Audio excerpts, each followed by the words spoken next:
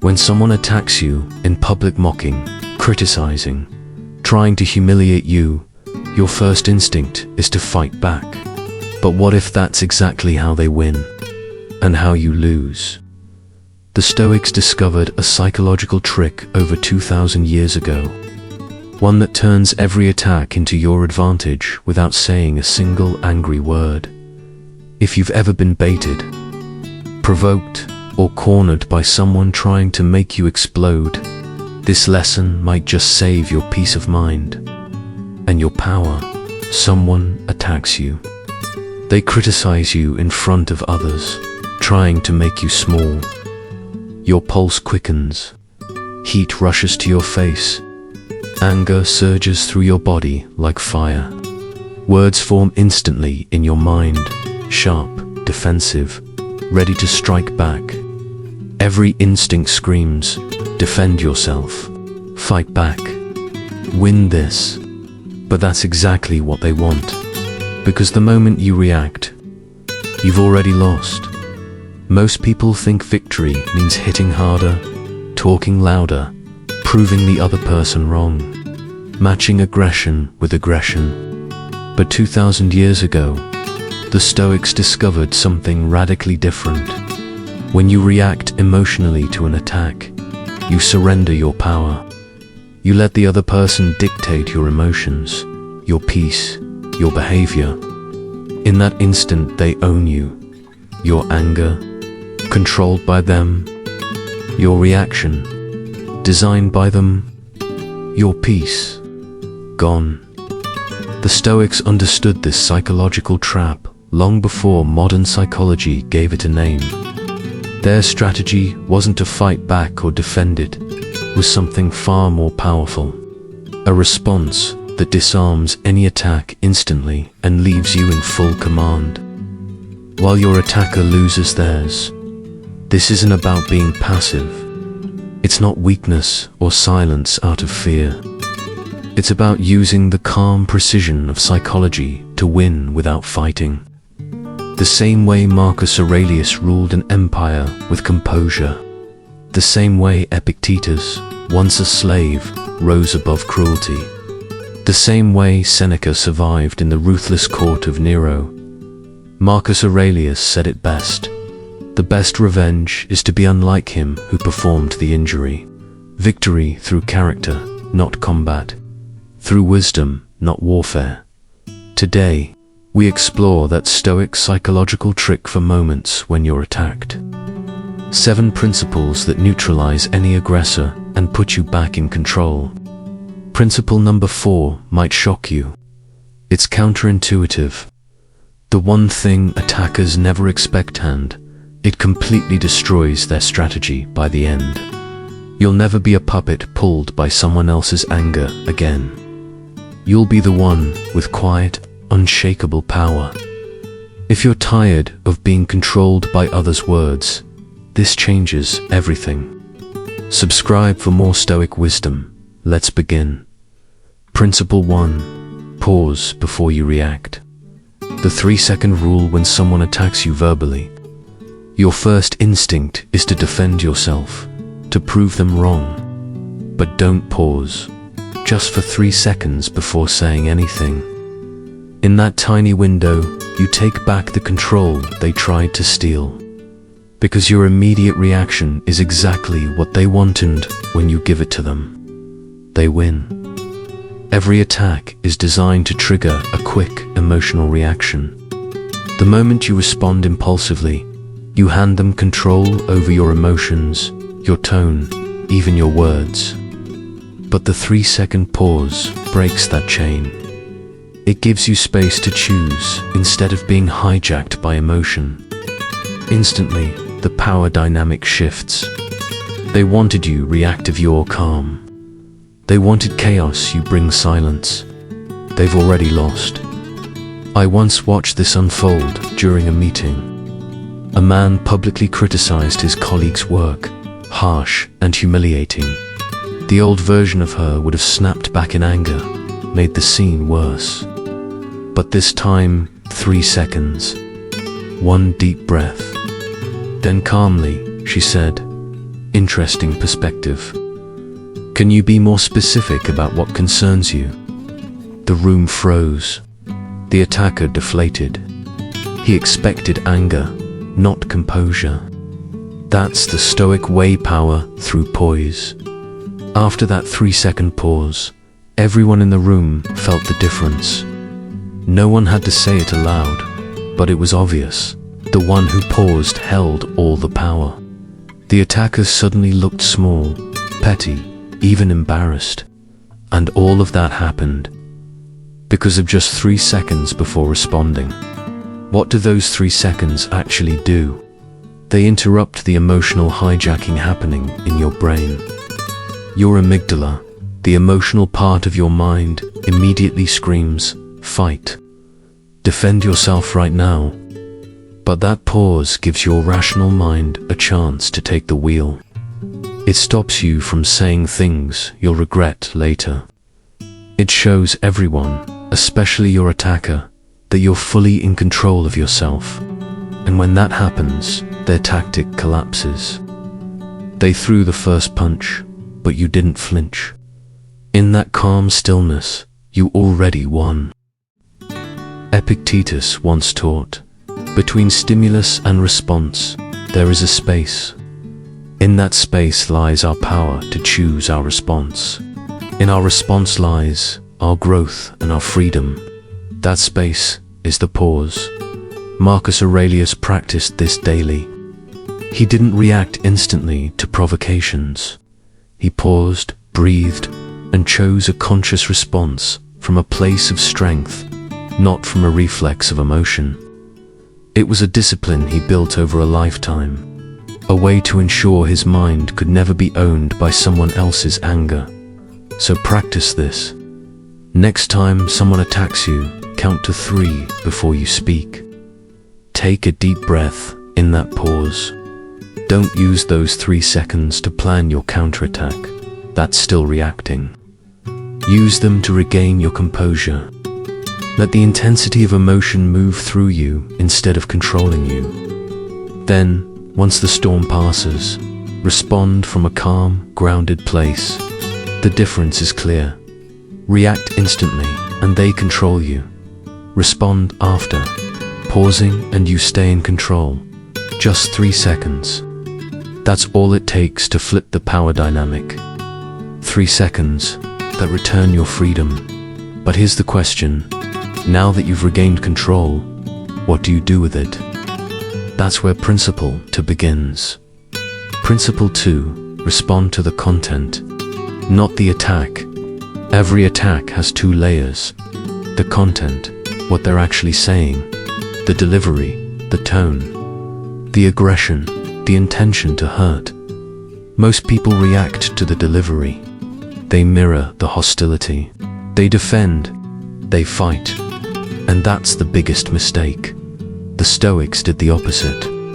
They responded only to the content and completely ignored the delivery. They treated harsh criticism as if it were neutral feedback. Because when you remove emotion from the attack, you remove the attacker's weapon. When you refuse to feed the hostility, they lose all their power. They wanted you to focus on how they attacked, the insults, the tone, the disrespect. But when you focus only on what they said, the substance, you change the game entirely. Now you're playing a different kind of battle, one where they have no advantage. They came to fight. You came to have a rational discussion. And the result?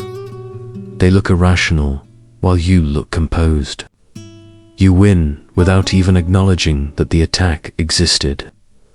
I know someone who once received an email filled with harsh criticism, personal insults mixed with a few valid points.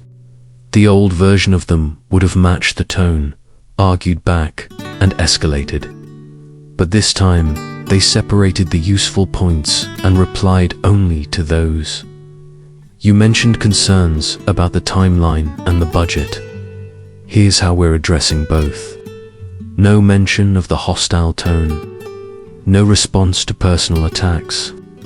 Just calm, professional communication focused on substance. at that moment. The sender had only two choices: keep attacking and look irrational against someone responding with composure, or drop the hostility and match the calm tone, losing their entire advantage. That's the quiet strength of principle.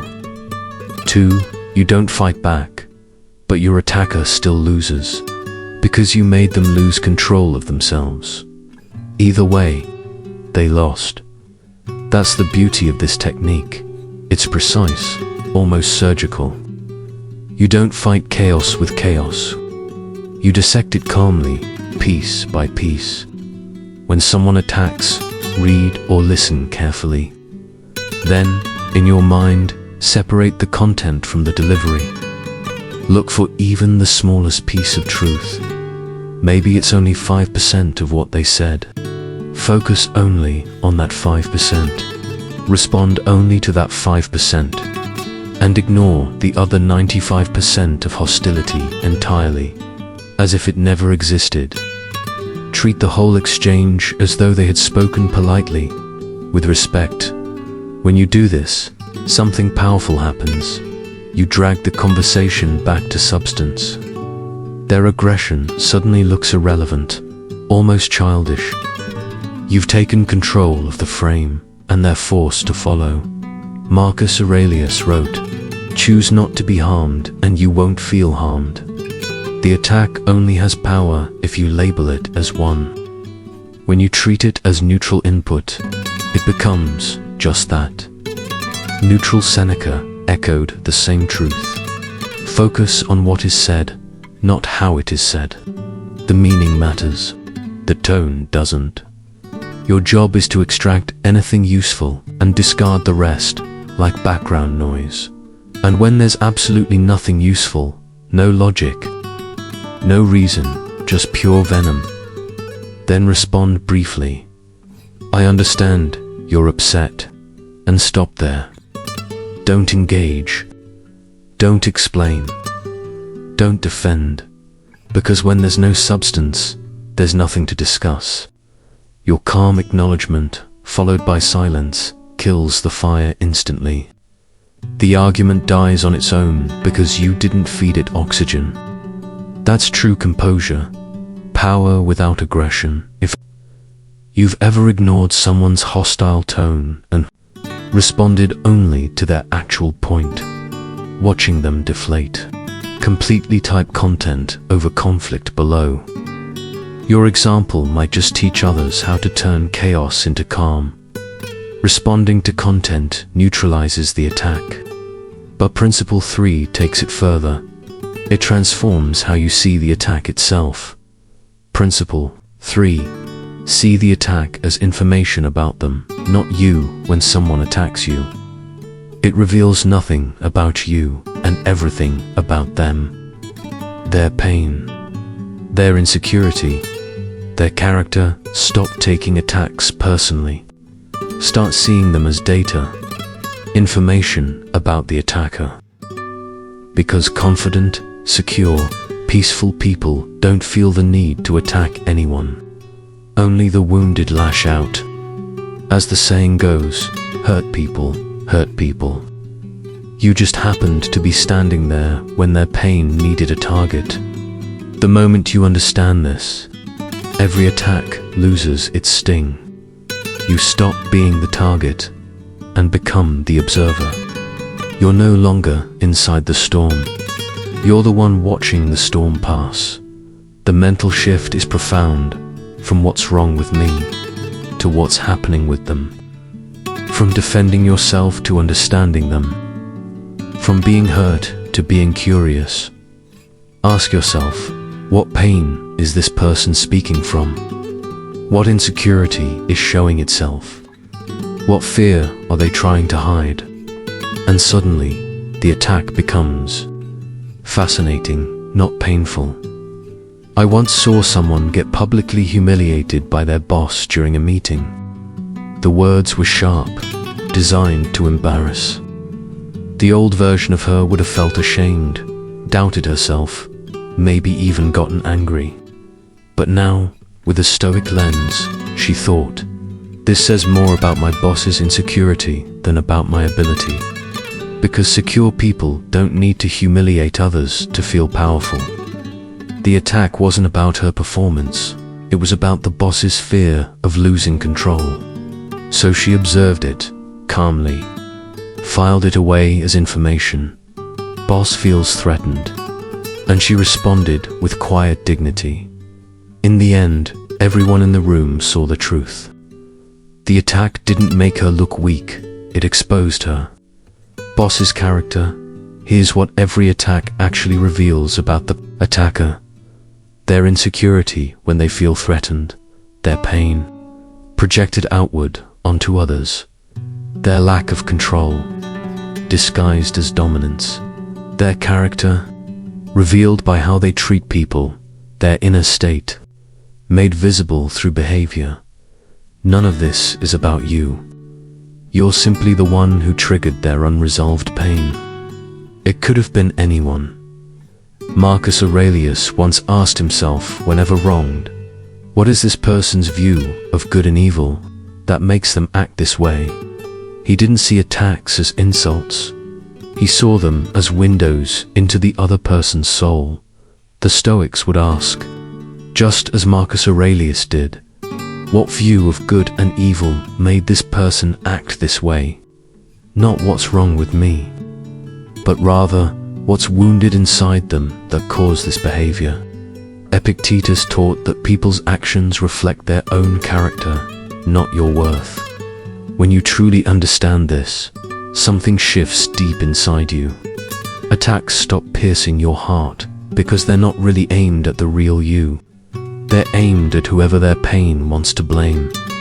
That's why you must learn to separate feedback from attack. Valid feedback, delivered calmly and respectfully, helps you grow.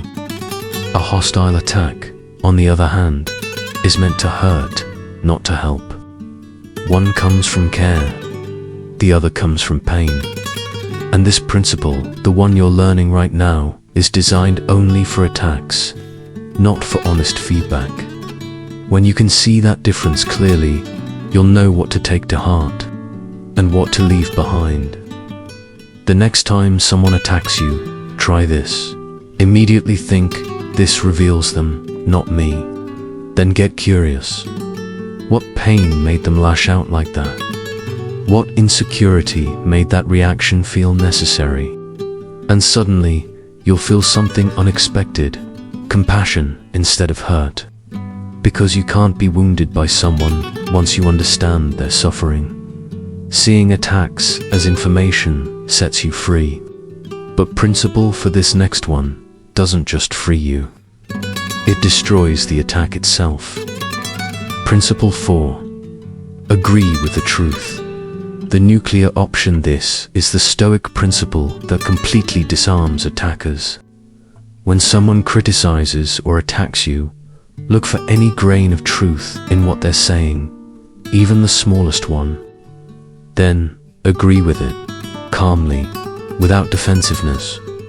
They expected you to fight back, to deny, to justify yourself. But instead you agree. And just like that, their entire strategy collapses. They have nothing left to throw at you. Because by owning the truth, you've taken away every piece of ammunition before they could use it against you. Only insecure people deny all criticism. Truly secure people can admit their flaws without breaking apart. When you can agree with the truth inside an attack, you display supreme confidence. You're not afraid of your imperfections. You can acknowledge them publicly. That's a kind of strength attackers don't possess. And when they see you do what they can't, they realize they're outmatched. I once watched this play out in real life. During a meeting, someone said sharply, "You're always late to meetings." And truthfully, he had been late recently. The old version of him would have jumped to defend himself, make excuses, shift blame. But this time, he simply said, "You're right. I have been late. I'm working on that." The room went quiet. The attacker deflated instantly. They expected a battle, but got acknowledgement instead. They tried again. Well, you're also disorganized. The reply, calm, steady, that's fair feedback. I'll address that too. There was nowhere left to go. Because you can't fight someone who won't fight back. Someone who accepts valid criticism with calm self-awareness is untouchable. The technique is simple, but it demands humility, almost an ego death. Here's how it works. Listen carefully to the attack. Find any element of truth, even 10%. Agree with that truth openly. No excuses, no defensiveness, just calm ownership. Say, you're right about that. Then move on. Don't dwell, don't own it, and continue forward. That calm acknowledgement says, I'm not threatened by my flaws, and that is real power. More examples. Attack, you're not very organized. Response, you're right. Organization isn't my strength. Attack, disarmed. Attack, you talk too much in meetings. Response, fair point. I do tend to dominate conversations. I'll work on listening more. Attack, disarmed. Attack, you're not as experienced as others. Response, true. Attack, disarmed. Again, when you stop defending and start owning what's true, your peace becomes untouchable. The attacker loses every weapon because the battle they wanted never begins. Even now, I'm still learning to master this. Every time I genuinely agree with the truth, even a small part of it, I remove the attacker's weapon completely. Marcus Aurelius lived this principle to perfection. He once wrote, "If someone can prove me wrong, I will gladly change. I seek the truth, which never harmed anyone." The harm is to persist in self-deception. He didn't defend his ego at all costs. He cared more about being right in truth than being seen as right. Seneca echoed this same wisdom. The wise person agrees with the truth, wherever it comes from, even from the mouth of an enemy, because truth is truth, regardless of its source. That's why when an attack contains even a grain of truth, own it. And when it doesn't, when it's just false accusation, distortion, or projection, respond simply and calmly. I don't see it that way. No defense. No explanations. Just quiet disagreement, and then step away. This principle works beautifully for attacks that contain some truth. And when there's none, that calm, brief response ends it. But it requires something powerful, a deep commitment to truth over image, and growth over perfection. Because that's what real maturity looks like. That's what real strength is. And that's what makes you untouchable. If you've ever agreed with the truth in someone's attack and watched their entire strategy collapse, you've already tasted real power. Subscribe now, because the next 3 principles reveal how to become completely unshakable, no matter who tries to hurt you. Agreeing with truth gives you immediate power. But principle 5, this one goes even deeper. It's about your long-term character. Principle 5, never defend your character. Let your actions speak when someone attacks your character. Your first instinct is to defend it, to explain who you really are, to prove them wrong, to list every reason why their accusation doesn't fit. But don't. Never defend your character with words. Let your behavior be your defense. Because words that defend character are almost always weak, but actions that prove character are unbreakable. Think about it. People who truly know you already know your character. And those who don't, no amount of talking will convince them otherwise. When you rush to defend yourself verbally, it doesn't project strength, it projects desperation. It makes you look like you're trying too hard to clear your name, which ironically gives the accusation more credibility. After all, why would someone defend so passionately if there wasn't some truth to it? Strong character doesn't need verbal defense. It shows itself in consistent behavior, proven over time.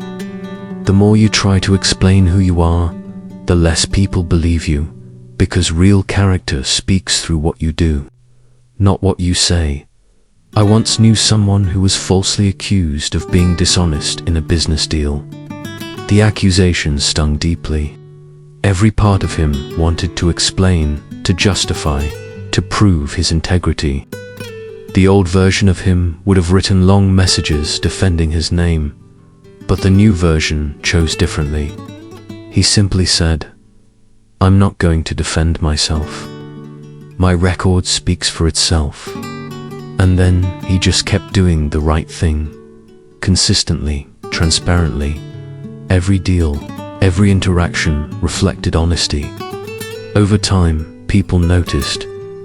Months passed, then years, and the false accusation began to look ridiculous because his actions had already told the truth. His integrity didn't need words, it needed time. Actions prove character. Words only magnify the accusation. When you defend your character verbally, a few things happen. You look weak, as if the accusation hit too close to home. You give the lie more power by taking it seriously. You keep the entire conversation centered on the accusation instead of your truth. You seem insecure, desperate to convince others. And here's the hard truth. The accuser isn't even listening. They've already made up their mind. But when you don't defend, everything shifts. You look calm, confident, and in control. You signal that the accusation isn't worth your time.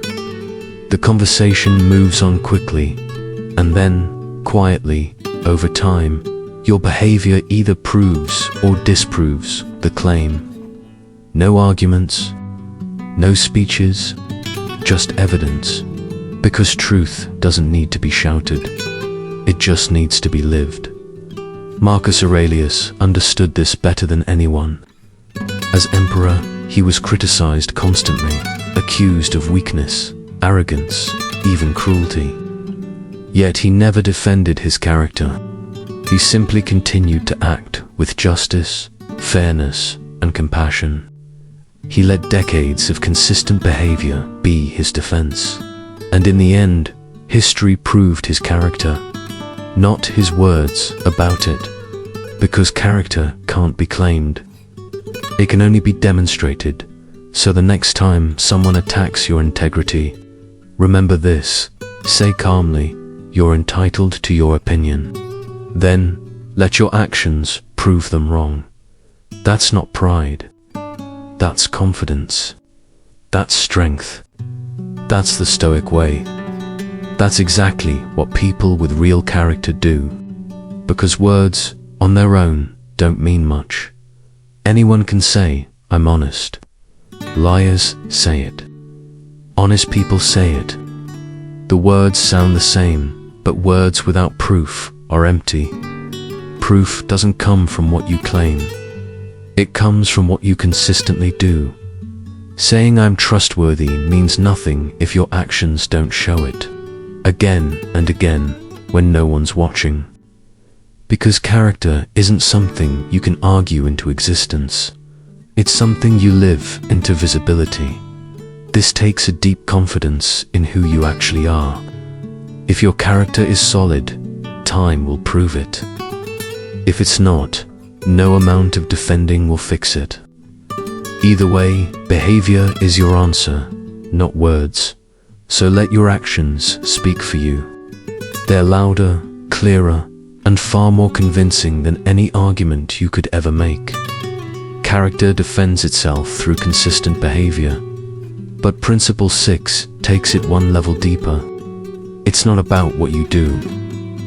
It's about who you remain, especially when chaos tries to shake you. Principle 6. Maintain inner calm while others lose theirs. Every attack has one hidden goal: to make you lose your composure, to drag you into their storm, make you angry, defensive, reactive, and the moment you lose your calm, you lose control. Your job is simple, but not easy. Stay calm, no matter what. When they escalate, you stay steady. When they lose control, you keep yours. When they shout, you lower your voice. Because in any confrontation, victory always belongs to the one who stays calm the longest. Calm is the winning position. Anger and defensiveness are losing ones, and everyone watching can feel it. When one person is yelling, flailing, and losing control, and the other remains centered and composed, everyone knows where the real strength is. Observers always side with the calm one, not because they've analyzed who's right, but because composure radiates power. Chaos radiates weakness. You win by being the stable one, the rock in the storm, while they unravel. I once witnessed this in a heated argument.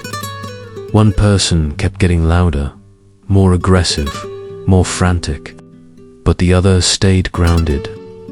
As the aggressor raised his voice, the calm one spoke softer. As the aggressor sped up, the calm one slowed down. The contrast was striking. The more unhinged one became, the calmer the other seemed, until eventually the aggressor ran out of energy, looking utterly foolish, shouting at someone who refused to join the chaos. The calm person didn't raise their voice once. They didn't flinch. They won, not by overpowering, but by staying centered when the other lost balance. That's the technique. When they raise their volume, lower yours. When they rush their words, slow your pace. When they get aggressive, become even calmer. Opposite energy creates a mirror, one that reflects their loss of control back to them. It exposes the imbalance, making their escalation look worse. By contrast, your calm highlights their chaos. And here's the truth: no one can sustain an attack against unshakable calm. Eventually, they either give up or embarrass themselves completely. Marcus Aurelius practiced this every single day. Each morning he meditated, preparing his mind for the inevitable attacks of the day. He would visualize people provoking him, insulting him, and imagine himself remaining calm through it all. So when the real moments came, he was ready. He'd already practiced calmness internally, so nothing external could shake it. This wasn't about suppressing emotion. It was about processing it before it arrived. About mastering your response before the test begins. There are also physical techniques that help anchor your calm during an attack. Take slow, deep breaths as the other person speaks. Keep your body posture relaxed, not tense. Speak slower than usual. Keep your voice lower than normal. Each of these physical signals reinforces the feeling of calm inside you and shows everyone else that you're in control. Your physiology shapes your psychology. Control the body and the mind follows. Because what your attacker really wants is to make you as out of control as they are. If they're angry and you get angry too, you've both lost. You've become equals, not in strength, but in loss of control. When they're angry and you stay calm, you rise above them. That's the moment your composure becomes your power. And ironically, that's also the moment your calm infuriates them even more. Let it, because every time they escalate while you remain steady, their chaos only highlights your strength. Their storm makes your stillness shine brighter. But remember, this calm can't be fake. Pretending to be calm while seething inside doesn't work. They'll feel it. People can sense when you're calm is just a mask stretched over rage. What truly works is genuine inner composure, a calm that comes from knowing you are not threatened by their words, from understanding that their attack reveals them, not you, from being grounded in something they can't touch. Your inner stability, when you're calm, is real. It sends a silent but powerful message to everyone watching. I'm not threatened. I'm in control. This doesn't affect me. I'm strong enough to stand here without breaking. That kind of calm doesn't just silence attackers, it intimidates them. And to everyone else, it's deeply impressive. Maintaining calm gives you undeniable power. But Principle 7, the final one, takes that power to its highest form. Principle 7. Turn the attack into growth. This is ultimate Stoic mastery. Don't fight the attack. Use it. Every attack, no matter how painful, carries within it the potential for your growth. You can extract lessons, find insights, and transform their weapon into your tool. They tried to hurt you. You got stronger. Their attack backfired, because when an attack helps you improve, they lose completely. They wanted to wound you, but they ended up sharpening you. They tried to break you, but they built you instead. That's why Stoics learned to be grateful for attacks. Because once you turn pain into growth, nothing can truly harm you anymore.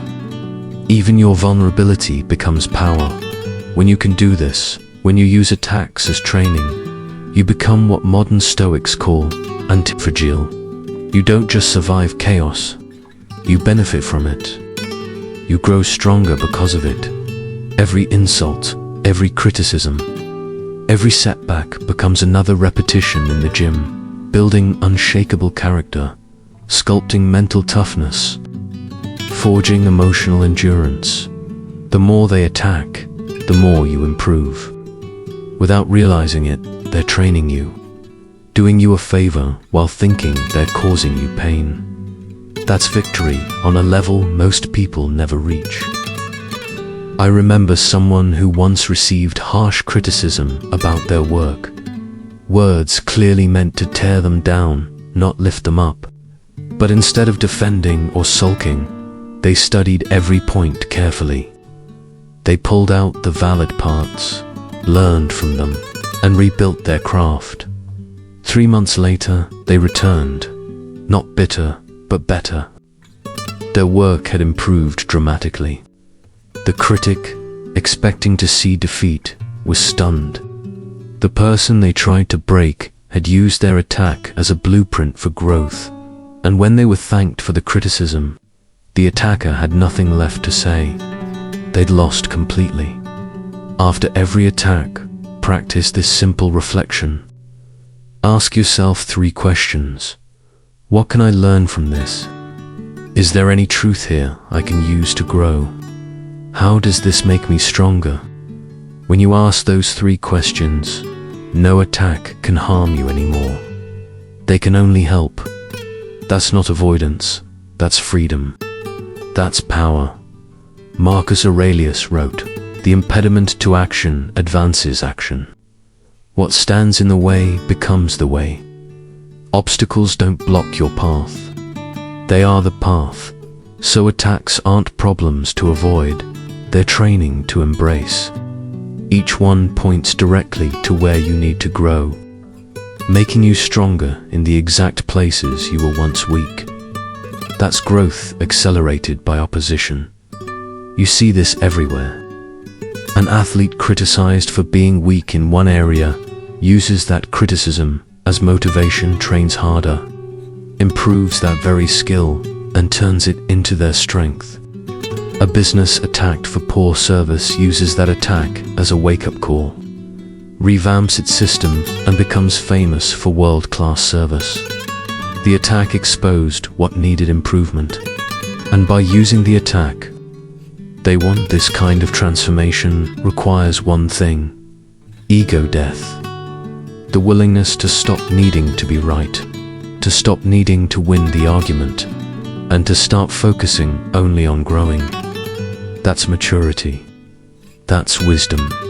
And that's what makes attacks powerless, because they become fuel instead of wounds. At this point, you begin to feel genuinely grateful for every attack, because they expose the blind spots you couldn't see before. They highlight the areas of growth you've been ignoring. They give you motivation to improve. The very people who tried to hurt you have unknowingly become your free coaches, helping you grow without even realizing it. You've turned their insults into your insights, their attacks into your advantage. That's what Stoics called philosophical alchemy, the art of transforming the negative into the positive, turning pain into power. And what do attackers hate most? You thanking them. You improving because of them. You being sincerely grateful, because they can't hurt someone who uses harm as fuel for growth. Eventually, they stop attacking altogether, because every time they strike, you rise higher, calmer, and stronger. Their weapon backfires every single time. Here are the 7 Stoic principles when you're attacked. Pause before you react. Respond to the content, not the delivery. See the attack as information about them, not about you. Agree with the truth inside the criticism. Never defend your character with words, let your actions prove it. Maintain inner calm when others lose theirs. Turn every attack into an opportunity for growth. Subscribe now to keep mastering Stoic wisdom, the kind that gives you unshakable power in every confrontation, every challenge, every test of character. Because this isn't about being passive or weak.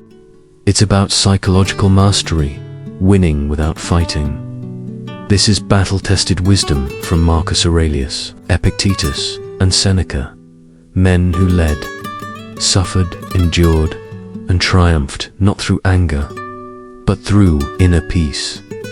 So next time someone attacks you, try just one principle, the 3-second pause. Stop, breathe, watch how everything around you shifts. Then add another principle, and another. Practice them until they become your natural reflex. One day you'll realize, no attack can touch you anymore. They don't weaken you, they forge you. Marcus Aurelius said it best, the best revenge is to be unlike him who performed the injury. Don't become like them just to beat them. Rise above through character, through clarity, through calm. These 7 principles show you the path. Train them, master them, and no one will ever control you again. Because true power doesn't come from reaction, it comes from wisdom. So stay stoic, stay calm, stay unshakable.